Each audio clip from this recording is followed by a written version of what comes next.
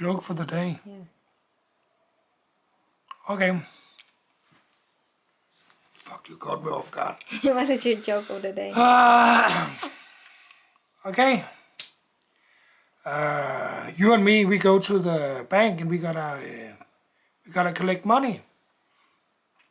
So we're standing in line and waiting. There's a big line, and suddenly there come a bank robber with a mask on, shouting, "It's a bank robbery! It's a bank robbery!" Shooting in the ceiling and all that. And he's getting a lot of money, and suddenly he dropped the mask so people can see. So he put the mask back on, and he asked a woman in front of us, "Did you see my face? Did you see my face?" Yes. You shoot her right away. He asked me, "Did you see my face? Did you see my face?" I said, no, but I'm sure my wife did.